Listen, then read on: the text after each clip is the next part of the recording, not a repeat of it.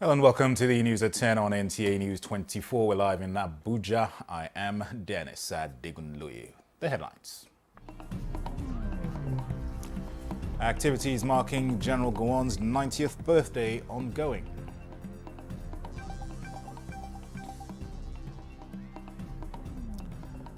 Nigeria signs Memorandum of Understanding with telecom giant on 5G Innovation Lab.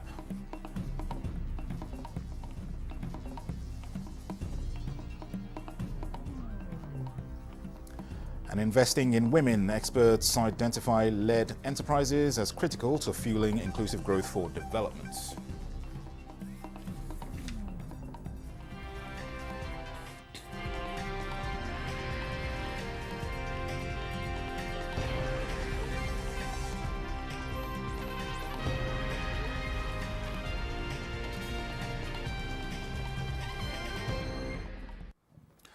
Former head of state, General Yakubu Gowon, has reached the milestone age of 90, and at a public lecture to set the tone for a series of events to mark his birthday, speakers emphasized the need to build a global Nigeria that the likes of General Gowon envisioned. Kelvin Ewonanye reports. Reputed for being among those who laid the foundation for a new Nigeria, at 90, the former head of state, no doubt, speakers noted, would have loved to see a greater, secured and self-sufficient Nigeria at this time of his life. But like the guest lecturer, Dr. Akinwumi Adesina, president of the Africa Development Bank Group, said, now is the time for the country's leaders to begin to rebuild the country to take its place in the global space. A country that put education as priority, because without a formidable human capital, Nigeria will not attain its potential to lead Africa into prosperity. A reason, the AFDB is investing $100 million to establish a youth entrepreneurship investment bank in Nigeria. As head of state, General Gowon's National Development Plan was a masterpiece. Nigeria instituted an industrial policy to support automobile assembly plants. How proud we were to ride made in Nigeria Peugeots and Volkswagens. From President Bola Tinubu, represented by the Secretary to the Government of the Federation, George Akume, to former President Olusegun Obasanjo, the unifying personality of General Yakubu Gowon is a testament that a united and progressive Nigeria is possible. Our President has tremendous respect for your person and for your services to our dear country. You are worthy to be nationally celebrated while you are still alive. We owe him immense gratitude for the perseverance and tenacity in keeping this country in one piece and at peace with itself. Other former Nigerian leaders sent in goodwill messages to eulogize the celebrant, who himself, in his usual way, called for a sense of nationhood among Nigerians. Thank you all for celebrating my 90th birthday. Now, may I also wish each and every one of you your happy birthday and future 90th birthday.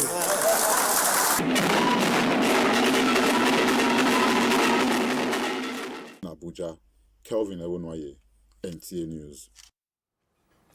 Meanwhile, President Bola Tinubu has commended former head of state, General Yakubu Gowon, whom he says can be rightly called the father of national infrastructure, for his significant contributions to nation building and development.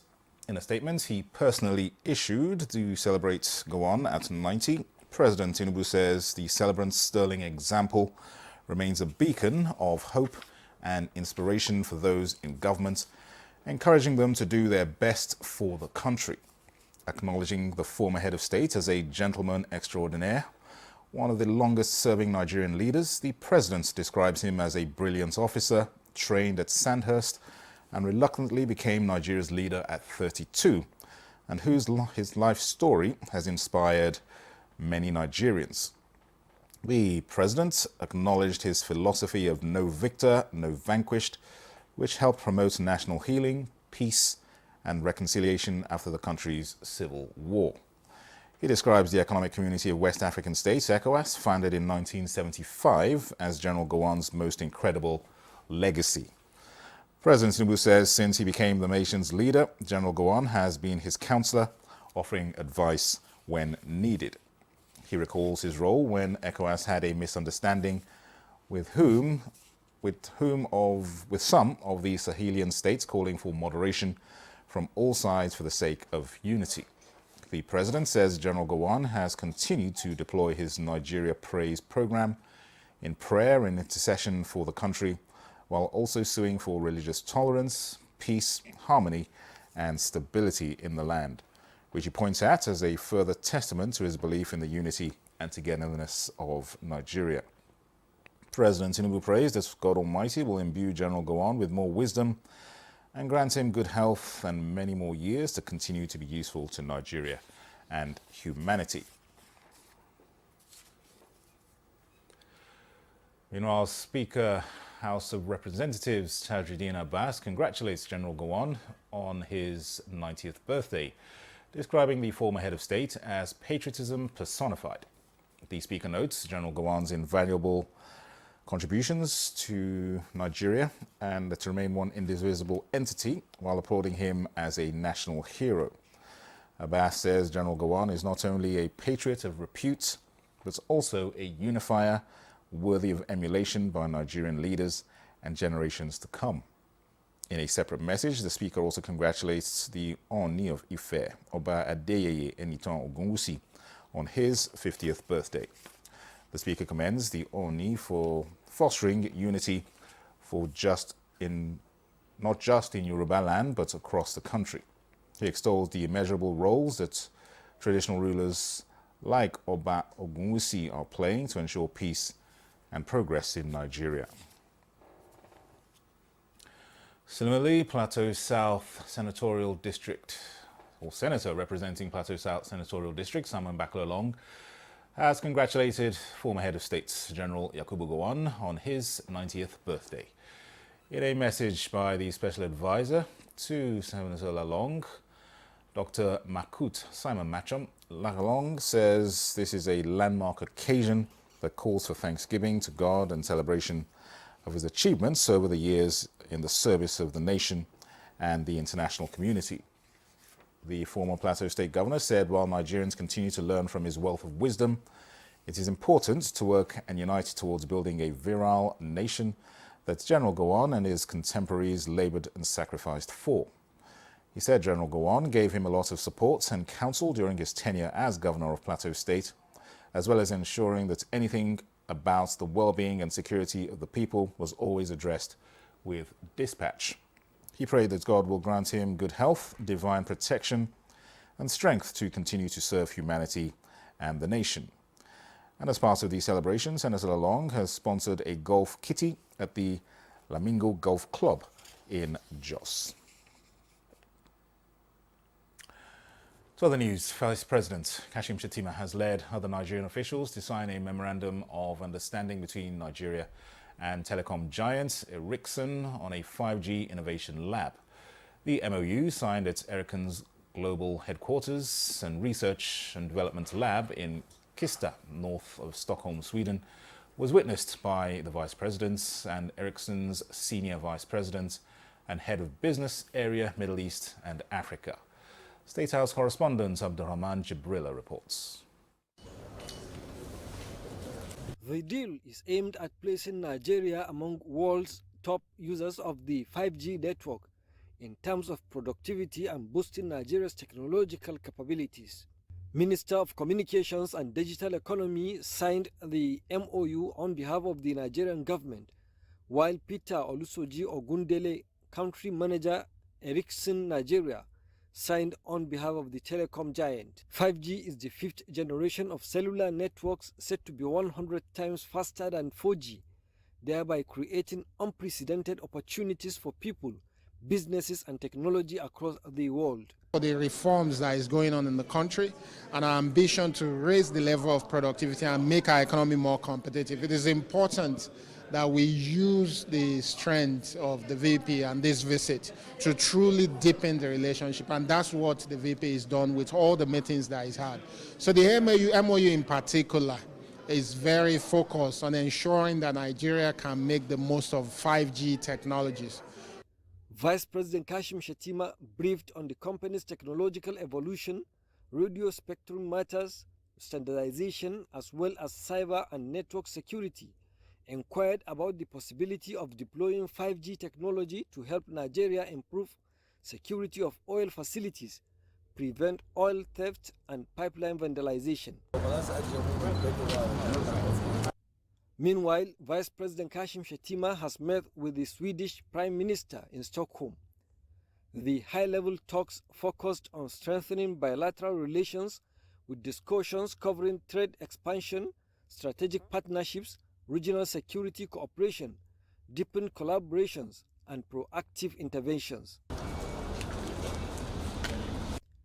Earlier in Sweden, Vice President Kashim Shettima also toured automobile giant Scania's headquarters in Sweden, describing it as a strategic engagement to discuss Nigeria's market potentials and explore deeper collaboration opportunities. Exploring biofuel solutions for Nigeria's transport sector, Vice President Kashim Shettima stressed that all options must be on the table to address Nigeria's transportation challenges. Abrahaman Jibrila, NTA News. Now, on the third day and final day of the Abuja Business and Investment Summit 2024, attention of stakeholders was focused on women empowerment, as investing in women-led enterprises was identified as critical to fueling inclusive growth needed for development. Abdullahi Ajia, who has been monitoring developments of the first ever Abuja Business and Investment Interactions, reports that it was appraised successful. It has been a gamut of shared knowledge, experiences that stimulate business prosperity and investment networking for 3 days. Top on the closing day's discussion was women's development and economic empowerment, as well as impact investing, where dynamic discussants speak on innovative solutions while suggesting ways forward for women to add value to the economy. So today we've disbursed over 187 billion naira to 357,000 women MSME. Then encourage women to go into artisanal fishing, have aquaculture, and even give them processing equipment. What Abuja Investment have done, they've raised the bar and they've defined what an investment platform should look like. They've become like a convergent point for all investors. The only thing that can Inspirational talks from successful influential business and career women suffice to aspiring entrepreneurs with useful ideas offered. I'm very, very happy and I'm thrilled and I'm looking forward to more things like this because we need to help our women. We need to hold their hands. There's a lot of opportunities here that we need to move this country forward. What we did was create awareness. We brought investors to meet business and business to meet investors. And so there's going to be a lot of collaborations and synergy, growing businesses, expansions in different sites, diversifications. And so we expect the economy of Abuja to be stimulated. We had rapporteurs in the house, so we're going to look at what they've come up with, capturing everything that has been said. Of course, we're going to x-ray them and decide milestones on how we're going to deal with it. Organizers, participants and stakeholders are optimistic that the gains of the program will leave a lasting footprint in the Abuja business climate, as expectations are high to explore more investment frontiers and opportunities in the foreseeable future. In the end, it was accolade and commendation to the Abuja Investment Company Limited for steering the business summit in Abuja. Abdullahi Ajia, NTA News. This is the news at 10 on NTA News 24. We'll take a short break. More reports in a moment. Stay with us. On August 1, 1966, A series of events thrust a 31-year-old to the wheel as Nigeria's head of state. He was to be at the helm for 9 more years. Yakubu Gowon is 90. How do I look like? Don't I look combative instead of being shy? General Gowon tells us his story. Was there a time when money was not our problem, but how to spend it? When I say that we have so much money, I didn't say that we do not know what to do with it. Join us on the network service of the NTA for a special documentary on Gowon. Go on with One Nigeria on Saturday, the 19th of October, 2024 at 8 p.m.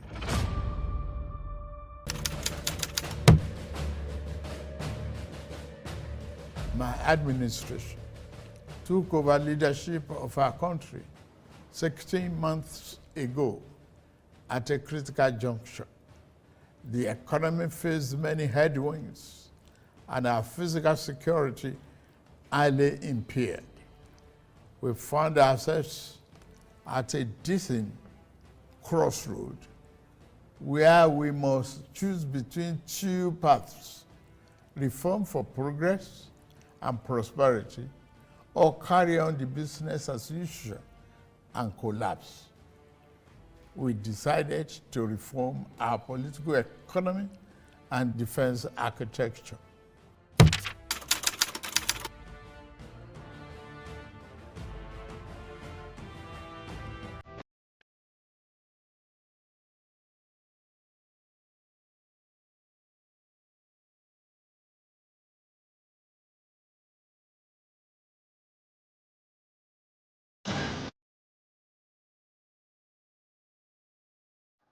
You're welcome back. Now let's talk electoral matters. Voters in Kogi and Kaduna states are at the polls to elect new local government chairman and councillors. And joining us live now from Lokoja is Jonathan Omajali to give us a feel of how things are developing. Hello, Jonathan. Just tell us what's happening there as we speak. Yes, good morning, Dennis. Of course, as you can see from the visuals behind, the election is ongoing. It started, accreditation and voting started simultaneously by 8. And it's been a smooth process so far. The chairman of the commission, Mama Ndairi, has been going around the polling unit to have a feel of how the process is turning out, and he's here to speak to us. Chairman, very good morning, sir. Good morning, Mr. Jonathan. Yes, of course, the poll is finally here. Yes. From what you've observed, can you talk to us? What are your observations so far? Thank you very much, Jonathan. From all indications, people turn out for these elections, and the peaceful atmosphere alone gave me a boost. I'm still going around, even though we know that the end of a matter is better than the beginning, but at least the beginning also count. I've gone out several places now, and this one too is very fine.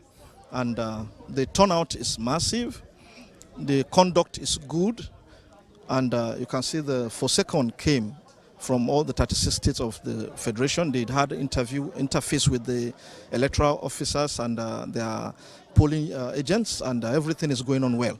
So far, so good. Okay, that is for Lokoja here. Are you getting feelers from other parts of the state, the other 20 local government? What is the situation in those places? Yes, I've started getting reports as early as 8 a.m. when some of the polls started, and by 9 o'clock, I've received visual, because I want to believe in not just phone or text messages. I ask them to give me visuals, video content, even if it is few clips. And from what I've seen, it's not different from what I saw here.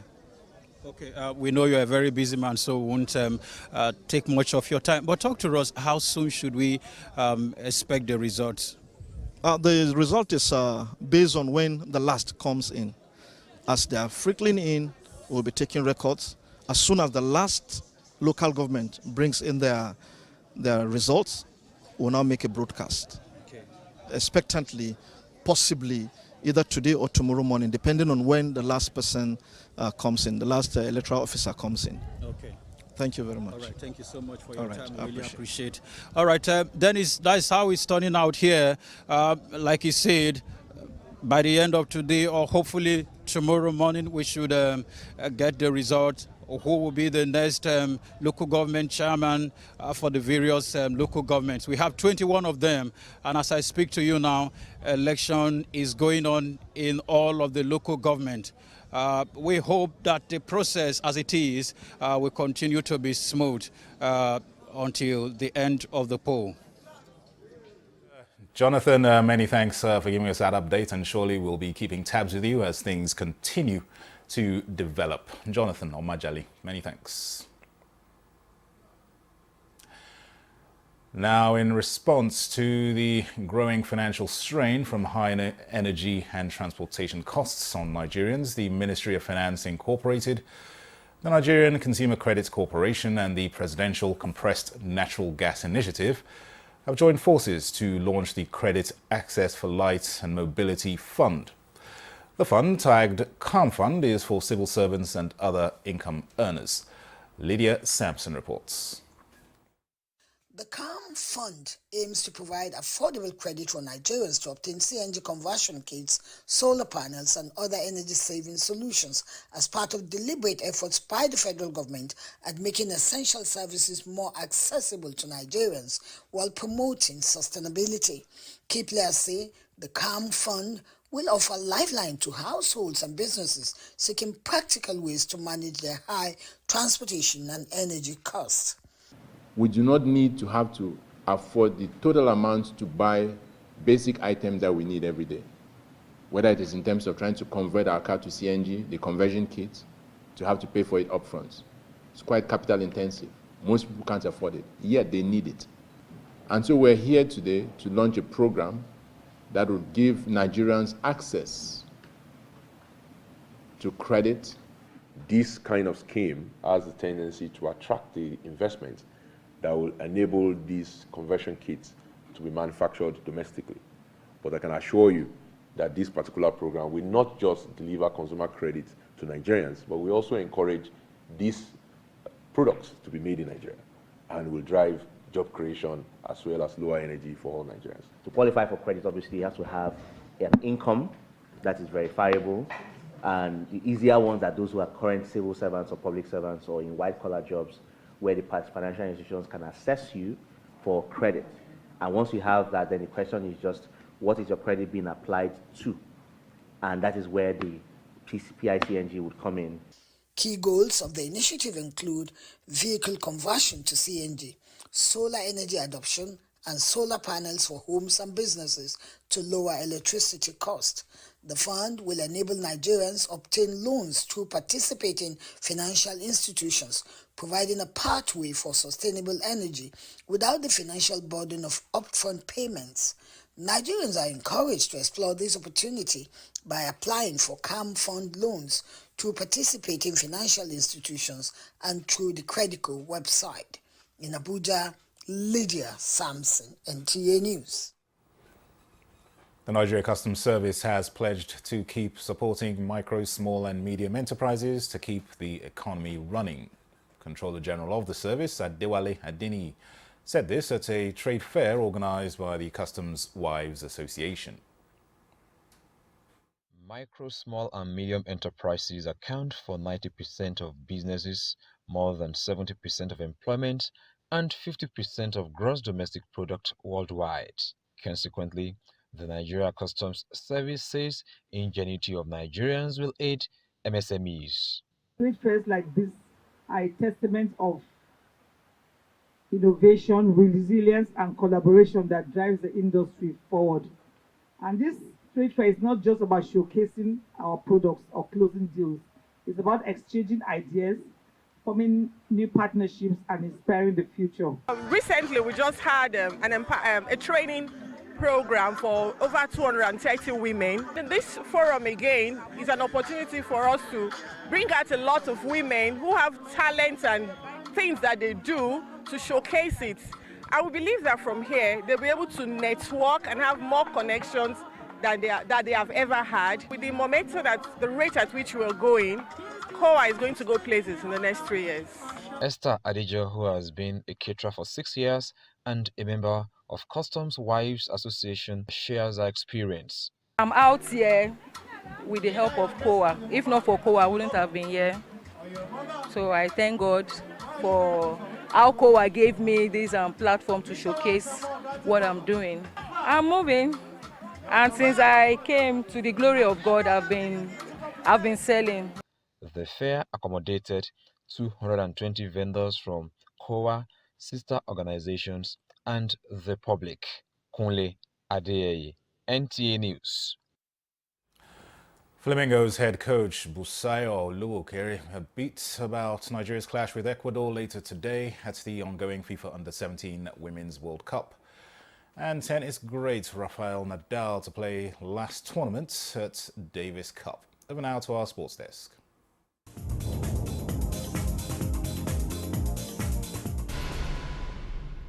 Head coach Bankole Oluokere has no doubts that Nigeria's under-17 girls, the Flamingos, will have another great day in the office when they take on debutant Ecuador on Saturday in their second match of Group A at the ongoing FIFA Under-17 Women's World Cup finals in the Dominican Republic.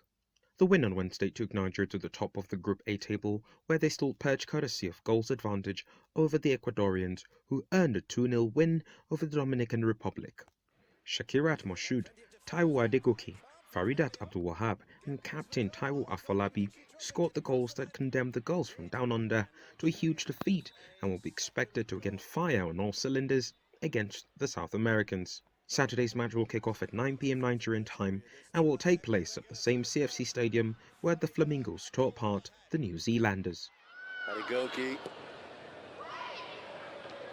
Headed towards goal, loops over the goalkeeper, and it is a fourth goal for Nigeria. Taiwo Afolabi, the captain. In tennis, Rafael Nadal says he feels emotionally prepared for ending his career at next month's Davis Cup finals, but the Spaniard will only contest the singles if he's ready to win. The 22-time Grand Slam champion announced last week that he will retire from tennis after representing Spain in Malaga, where the Davis Cup will be held from 19th to 24th November. Nadal is currently competing at the Six Kings Slam exhibition event in Saudi Arabia and will face longtime rival Novak Djokovic for the final time on Saturday.